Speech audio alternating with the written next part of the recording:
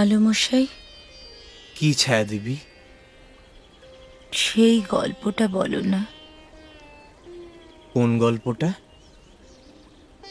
সেই যে বৃন্দাবন থেকে আমায় কিনে এনেছিলে। কত টাকায় যেন? 50 টাকায়। বিএ এক্সামিন দিয়ে মাকে নিয়ে বেড়াতে যাই পশ্চিমে। একদিন দুপুর বেলায় সেখানকার মালতী কুঞ্জে দেখি একদল বৈষ্ণবীকে। তাদের মধ্যে একজন 13 বছরের নবীনা বৈষ্ণবী গান গাইছিল। কি অপূর্ব তার চোখ দুটি! খবর নিয়ে জানতে পারি যে তুমি ব্রাহ্মণ কন্যা, বাল্য বিধবা। মা তোমাকে নিয়ে তীর্থে এসেছিলেন, আর ফিরে যেতে পারেননি, স্বর্গে গিয়েছেন। তারপর অনেক পরিশ্রমে আমি তোমাকে পাই। ও কি শুরু, তোমার চোখে জল? তুমি কাঁদছো যে? কই না তো। আচ্ছা আলোমশাই, আমার বাড়ি কোথায়? শুনেছি কৃষ্ণনগরের কাছে। আমার কি কেউ নেই?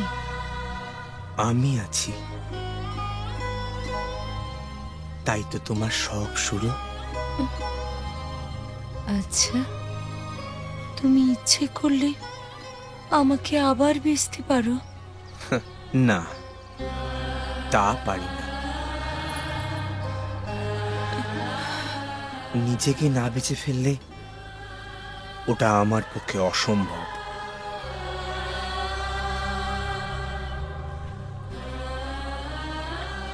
জানো সুরো, যৌবনের প্রথম লগ্নে পা দিয়ে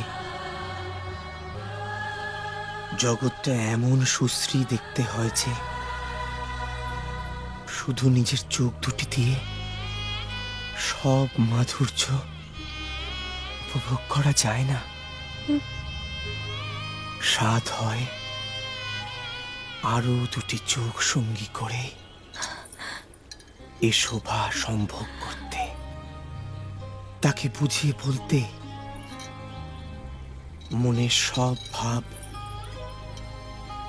তার স্পর্শ,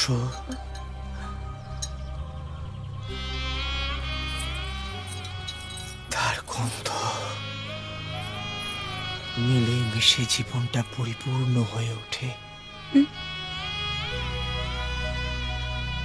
আলোমশাই, আমি কিছু চাইলে তুমি ফেরাবে না তো?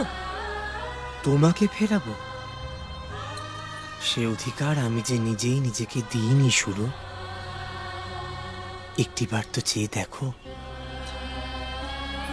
একটি বউ আনো।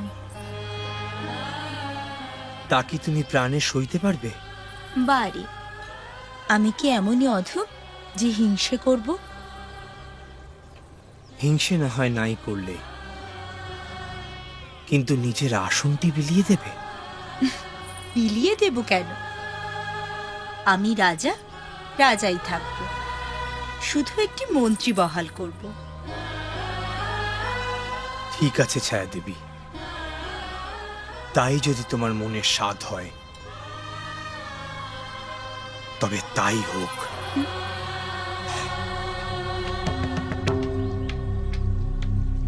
তিনকুলে আমার কেউ নেই।